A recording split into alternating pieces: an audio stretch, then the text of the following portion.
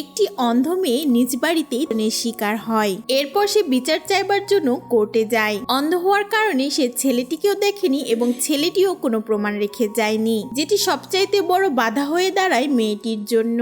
মেয়েটি কি পারবে নিজের জন্য লড়াই করতে, নাকি সেও একটা সময় হেরে যাবে এই আইনের কাছে?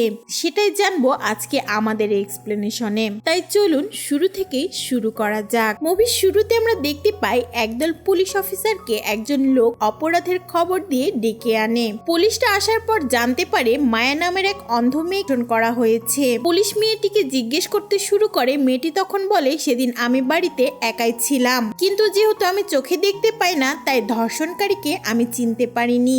এরপর মায়ের পরিবারের সবাই থানা থেকে বাসায় ফিরে আসে। রাতে বাড়িতে ফেরার পর মেয়েটি তার ঘরে ঘুমিয়ে পড়ে। পরদিন সকালে মায়ের বাবা আবারও পুলিশ অফিসারদেরকে বাসায় ডেকে আনে। তখন সে তাদেরকে মাটির তৈরি একটি ভাস্কর্য দেখায়। মায়া অন্ধ হলেও সে একজন ভালো মানের আর্টিস্ট ছিল। তখন তার বাবা পুলিশ অফিসারদেরকে বলে, মায়াকে যে ধর্ষণ করেছে এই সে ধর্ষণকারী। তখন পুলিশ অফিসাররা মায়ের বাবাকে বলে, মায়া অন্ধ হওয়া সত্ত্বেও সে কিভাবে এই মানুষের মুখটি চিহ্নিত করলো।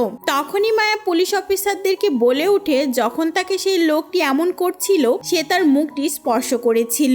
মায়ের বাবা পুলিশকে জানায় সে তাদের একটি ছেলের উপর সন্দেহ রয়েছে। এই ঘটনা ঘটার একদিন আগের মুহূর্তে এমন দেখতে একজন লোক তাদের বাড়িতে এসেছিল ঠিকানা চাইতে। ছেলেটি মূলত মায়াদের প্রতিবেশীদের বাড়িতে এসেছিল। পুলিশ তখন তাদের প্রতিবেশী বিনোদ নামের একটি ছেলেকে এই বিষয়ে জিজ্ঞেস করে। পুলিশ বিনোদকে বলে, ছেলেটি তোমার কি হয়? বিনোদ তখন বলে, সে আমার খুবই কাছের ভালো বন্ধু। আর সে ছেলেটির নাম ছিল মাইকেল, যে কিনা তারই সহপাঠী। মাইকেল তার বিয়েতে বিনোদকে নিমন্ত্রণ জানাতে এসেছিল। পুলিশ বিনোদের থেকে খবর নিয়ে জানতে পারে মাইকেল এয়ারপোর্ট দিয়ে কোথাও একটা চলে যাচ্ছে। পুলিশ মাইকেলকে এয়ারপোর্ট থেকে আটক করে থানায় নিয়ে আসে। অনেকগুলো মানুষের মধ্যে মাইকেলকে দাঁড় করানো হয় এবং মায়াকে বলা হয় মাইকেলকে খুঁজে বের করার জন্য। মায়া সেখানে থাকা সকল লোকদের চেহারা স্পষ্ট করে দেখতে থাকে এবং এক পর্যায়ে মাইকেলের চেহারা স্পর্শ করে তাকে চিনে ফেলে। পুলিশ তখনই মাইকেলকে শনাক্ত করে ফেলে এবং এই ঘটনাটি সমস্ত জায়গায় ছড়িয়ে পড়ে। আসলে মাইকেল ছিল একজন বড় বিজনেসম্যানের ছেলে। মাইকেলের বাবা তার ছেলেকে বাঁচানোর জন্য রাজশেখর নামে একজন স্বনামধন্য উকিলকে দায়িত্ব দেন। রাজশেখরের মেয়ে ছিল একজন আইনজীবী। সে তার মেয়েকে নিয়ে মাইকেলের বাবার কাছে এসে পৌঁছায়। রাজশেখর মাইকেলের বাবাকে জানায় মায়ের বাবার আরো একজন স্ত্রী রয়েছে এবং তার আরো দুইটি ছেলে সন্তান রয়েছে। রাজশেখর তখন মাইকেলের বাবাকে বলে, প্রথমে আমরা তাদেরকে টাকার লোভ দেখিয়ে মামলা সরিয়ে নিতে বলতে পারি। আর ঠিক তখনই মায়ের দুই সৎ ভাইকে ডেকে আনা হয়। তখন রাজশেখর মায়ের ভাইদেরকে বলে, তোমার বোনকে বেশ কিছু টাকা দিয়ে দেওয়া হবে, তোমরা তোমার বাবাকে বলো মামলাটি উঠিয়ে নিতে। এরপরে আমরা দেখতে পাই মায়ের ভাইরা তার বাবাকে বোঝাতে এসেছে। তারা তার বাবাকে বলে, পুলিশের ঝামেলায় পড়লে আমাদেরকে অসম্মানিত হতে হবে।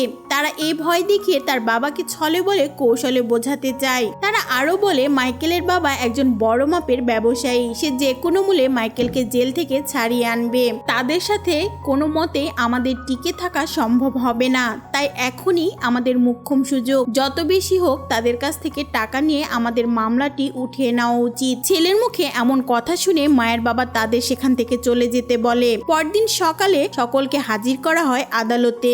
আদালতে মাইকেলের উকিল রাজশেখর বলতে শুরু করে, এই ঘটনাটি একটি অন্ধ মেয়ে করা হয় এবং আসামি কোনো রকম প্রমাণ না রেখে সেখান থেকে পালিয়ে যায়। আসলে সে মেয়েটা চোখে দেখতে পায় না, সে কিভাবে একজন মানুষের মূর্তি বানায়। আর পুলিশ এটাকে সত্য মনে করে মাইকেলকে ধরে হাজতে ভরে দেয়। এখানে রাজশেখর আরো বলে, মায়ের শরীরে ধর্ষণকারী কোনো চিহ্নই পাওয়া যায়নি, তাই এটি একটু বানোয়াট এবং মিথ্যা মামলা আর কি। ঠিক তখনই মায়ের পক্ষের একজন সরকারি উকিল তার মতামত দিতে শুরু করে, কিন্তু সে রাজশেখরের সাথে যুক্তিতে কোনোভাবেই পেরে উঠছিল না। উপযুক্ত কোনো প্রমাণ না দিতে পারায় মাইকেল সেবার জামিনে বাইরে চলে আসে।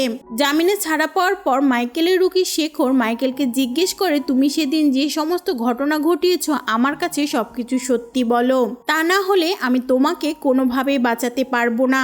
তখন মাইকেল শেখরকে সমস্ত ঘটনা জানায়। পরের দিন সকালে মায়ের মামলার তদন্তকারী পুলিশ অফিসার মায়ের বাবাকে জানায় অত্যন্ত হাই প্রোফাইল লোকদের সাথে মামলায় জড়ানোর কারণে হয়তোবা তাদেরকে মামলা থেকে সরিয়ে দেওয়া হতে পারে। এজন্য পুলিশ অফিসার তাদেরকে বলে তাদের এজন্য একজন অভিজ্ঞ উকিলের দরকার, আর সে যে কারণে আদালতে আবেদন করতে হবে। এবং সে তাকে আরো বলে তাকে না জানি কোনো কাজে যেন তারা না করে, নিজেরা এই মামলাটি বানচাল করে দিতে পারে। এই মামলাটি বানচাল করে দিতে কিছু লোক মায়ের বাবার কাছে আসে, কিন্তু মায়ের বাবা কোনো কথাই তাদের পাত্তা দেয় না। তখনই সে তদন্তকারী পুলিশ অফিসার বিজয় মোহন নামের একজন সাসপেন্ড লয়ারের সাথে দেখা করতে যায় আর তার কাছে সমস্ত ঘটনা খুলে বলে। তখন পুলিশ ইন্সপেক্টর আরো বলে সে আপনাকে আমরা মায়ের মামলায় আইনজীবী হিসাবে দেখতে চাই। তখন সে আইনজীবী তাদেরকে জানিয়ে দেয় আমি দীর্ঘদিন এই পেশা থেকে অব্যাহতি নিয়েছি, তাই হয়তো বা আমি ধারণা করছি আমার দ্বারা এই মামলা লড়া ঠিক হবে না। বারবার অনুরোধ করার পরও বিজয় কোনোভাবে রাজি হচ্ছিল না, তাই সকলে রিকোয়েস্টে সে মায়ের বাড়িতে মায়ের সাথে একবার দেখা করতে যায়। বিজয় তখন মায়ের সাথে কথা বলতে থাকে। সে মায়াকে বলে আমি দীর্ঘদিন যাবৎ আইনি পেশা থেকে নিযুক্ত নই এবং আমি আমার আত্মবিশ্বাসও হারিয়ে ফেলেছি, তাই আমার দ্বারা সম্ভব হবে না। তখনই মায়া বলে আমি খুবই অল্প বয়সে আমার মা বাবাকে হারিয়ে ফেলেছি, এরপর আমার দৃষ্টিশক্তি চলে যায়। আমার এই অবস্থার জন্য প্রতিনিয়ত মানুষের কাছে আমার কথা শুনতে হয়। আমি আমার মানসিক শক্তি হারিয়ে ফেলেছি, কিন্তু আমাকে যারা খারাপ বলে তাদেরকে আমি ভয় পাই না। আর আমি ভালো করে বুঝতে পেরেছি আপনি আমার মামলাটা লড়তে চাচ্ছেন না, আর আপনি আমাকে কোনো মতেও কষ্ট দিতে চাচ্ছেন না। আমি আপনার সাথে কথা বলে যতটুকু বুঝতে পেরেছি আপনি একজন খুবই ভালো মনের মানুষ, তাই আপনি মুখের উপর সরাসরি না করে না দিয়ে আমাকে মনে কষ্ট দিতে চান না। এরপর দেখা যায় বিজয় সেখান থেকে বেরিয়ে আসে এবং সে তখনই তাদেরকে বলে আমি কোনোভাবেই এই মেয়েটিকে হেরে যেতে দিতে পারি না। এরপর বিজয় মায়ের মামলা তদন্ত করতে শুরু করে, সেই সাথে প্রমাণও খুঁজতে থাকে যেন মায়ের মামলায় মাইকেলকে যথাযথ শাস্তি দেওয়া যায়। এরপর বিজয় মায়ের মা বাবা ভাই সহ প্রতিবেশী সবার সাথে কথা বলতে শুরু করে। বিজয় যখন আদালতে পৌঁছায় তখন তার সাথে মাইকেল, রূপী, শেখর এবং তার মেয়ে পূর্ণিমার সাথে দেখা হয়, কিন্তু তারা একে অপরের সাথে কথা বলে না। আসলে এর পিছনে একটা মুখ্য কারণ রয়েছে। কিছু বছর আগে বিজয় রাজশেখরের সহকারী হিসেবে কাজ করতেন, তখন পূর্ণিমা ছিল একজন জুনিয়র ট্রেনার। পরবর্তীতে এক সময় দেখা যায় বিজয় ও পূর্ণিমা একে অপরকে পছন্দ করতে শুরু করে, কিন্তু পূর্ণিমার বাবা অর্থাৎ রাজশেখরের সম্পর্কটা কোনোভাবেই মেনে নেয়নি। বিজয় কিছু বছর আইনি পেশা থেকে সরিয়ে দেয়, আর তারপর থেকে বিজয় আর আইনি পেশায় নিয়মিত ছিলেন না। যাই হোক, এর পরের ঘটনা আবার আদালতে ফিরে আসে। এরপর দেখা যায় দুই পক্ষের সকল লোকই উপস্থিত রয়েছে। প্রথমে মায়ের বাড়ির কাজের লোককে ডেকে আনা হয়। বিজয় তখন তাকে প্রশ্ন করে সেদিন কি হয়েছিল, আপনি কি কিছু জানেন? তখন সেই মহিলাটা বলতে শুরু করে সেদিন সকালে মায়ের বাবা মা একটি বিয়ের অনুষ্ঠানে চলে যায়। তখন আমি আমার কিছু ব্যক্তিগত কাজে ব্যাংকে চলে যাই। ব্যাংক থেকে ফেরার পরে আমি মায়াকে দেখে প্রচন্ড ভয় পেয়ে যাই। তারপর আমি মায়ের মা বাবাকে ফোন করি, কিন্তু কাউকে আমি ফোনে না পেয়ে তাদের বাড়ির পাশে থাকা প্রতিবেশীদেরকে সমস্ত ঘটনা খুলে বলি। তারপর তাদের প্রতিবেশী পুলিশ অফিসারকে ডেকে আনে। ততক্ষণে মায়ের বাবা মাও বিয়ের অনুষ্ঠান থেকে ফিরে এসেছে। তারপর আদালতে বিচার বিপক্ষ দলের উকিল শেখর এই কাজের মহিলাকে প্রশ্ন করতে শুরু করে। শেখর তখন কাজের মহিলাটাকে জিজ্ঞাসা করতে শুরু করে। শেখর বলে তাদের বাড়িতে মোট কয়টি চাবি রয়েছে। কাজের মহিলা তখন শেখরকে বলে বাড়িতে মোট 2টি চাবি রয়েছে, একটি আমার কাছে থাকে, অন্যটি মায়ের বাবা তার নিজের কাছে রাখে। তখন শেখর বলে তুমি যে তাহলে বাইরে ছিলে এই কথাটা মায়ের বাবা ভালো করে জানতো, আর সে যদি তখন লুকিয়ে লুকিয়ে বাড়িতে গিয়ে ফিরে আসে তখন কথাটা কেউ জানবে না। এরপর শেখর আরো বলে তুমি যে পুলিশকে ডেকেছিলে এজন্য কি মায়ের বাবা তোমাকে বকেছিল?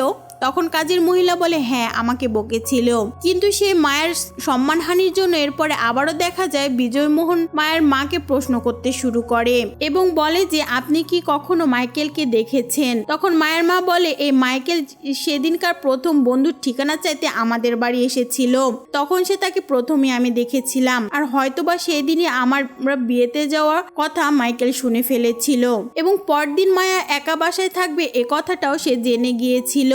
এরপর বিপক্ষ দলের উকিল মায়ের মাকে প্রশ্ন করতে শুরু করে। বিজয়শেখর তখন মায়ের মাকে বলে, আপনি মায়ের সৎ বাবার সম্পত্তি দেখে বিয়ে করেছিলেন, আর আপনি আগে থেকে জানতেন যে মাইকেল ধনী পরিবারের সন্তান, আর আপনি তাদের টাকার লোভ দেখিয়ে নিজের মেয়েকে জঘন্য কাজ করিয়েছেন। এরপর শেখর মায়ের সৎ বাবাকে ডেকে আনে। সে তাকে বলে, আপনি মায়ের জন্মদাতা পিতা নন, কিন্তু সেদিন আপনি আপনার কাজের মেয়েকে ব্যাংকে পাঠিয়েছিলেন, আর তার আপনার স্ত্রীকে বিয়ের অনুষ্ঠানে দিয়ে আপনি পুনরায় বাড়িতে চলে আসেন আর নিজের মেয়ের উপর নির্যাতন করেন। তখন মায়ের বাবা এই মিথ্যা অপবাদ শুনে কান্নায় ভেঙে পড়েন। এর পরের দৃশ্যে দেখা যায় বিজয় মায়াকে আদালতে কিভাবে নিজের বক্তব্য পেশ করতে হবে সেই বিষয়টি বুঝাচ্ছেন। তিনি বলছেন যে তোমরা যতদিন ন্যায় বিচার না পাবে, আসামি পক্ষের লোকেরা তোমার বাবাকে বিভিন্নভাবে আসামি করার চেষ্টা করবে, তাই তোমাকে বুঝে শুনে সমস্ত প্রশ্নের উত্তর দিতে হবে। পরদিন মায়া আদালতে উপস্থিত হয়। বিজয়মোহন সেদিন তার সাথে কি ঘটেছিল সমস্ত ঘটনা জানতে চান। মায়া বলে, সেদিন সবাই বাসা থেকে চলে যাওয়ার পরে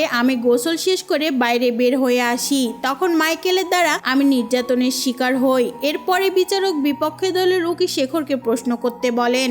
এবার শেখর মায়াকে প্রশ্ন করে, তুমি কিভাবে বুঝতে পারলে যে মাইকেলই তোমাকে করেছে? মায়া এই উত্তরে বলে, আমি যেন তাকে চিনতে পারি এজন্য তার চেহারা স্পর্শ করে রেখেছিলাম, কিন্তু আমি নিজের ইচ্ছায় তাকে ছুঁইনি। তখন যদি আমি তাকে বাধা দিতাম হয়তোবা সে আমাকে মেরেই ফেলতো। এরপর মাইকেলের বন্ধুকে জিজ্ঞাসাবাদের জন্য ডাকা হয়। পরবর্তীতে বিজয় যখন মাইকেলের বন্ধুকে জিজ্ঞাসাবাদ করতে শুরু করে, তখন সে নানাভাবে বন্ধুকে বাঁচানোর জন্য মিথ্যা কথা বলতে শুরু করে। মায়ের এই ঘটনাটি সামাজিক মাধ্যমে ছড়িয়ে পড়ে। এটা যখন মাইকেল দেখতে পায় তখন সে রেগে গিয়ে মায়ের বাসায় চলে আসে বদলা নিতে। মাইকেল মায়া ও তার পরিবারের সবাইকে হুমকি দেয় এবং বলে মামলাটি তুলে নিতে, আর যদি তারা এই মামলাটি তুলে না নেয় তাহলে সবাইকে মেরে ফেলবে। এরপর মাইকেল সেখান থেকে চলে যায়। পরের দৃশ্যে শেখর কিছু কাজের জন্য দিল্লিতে চলে যায়। এজন্য রাজশেখরের মেয়ে পূর্ণিমা মাইকেলের হয়ে মামলাটি লড়তে আসে। এরপর দেখা যায় আদালতে বিজয়মোহন তদন্তকারী পুলিশ অফিসারকে জিজ্ঞাসা করতে শুরু করে। তিনি জিজ্ঞাসা করেন, আপনারা কিভাবে মাইকেলকে চিনেছিলেন? তখন পুলিশ অফিসার কোর্টে বলে,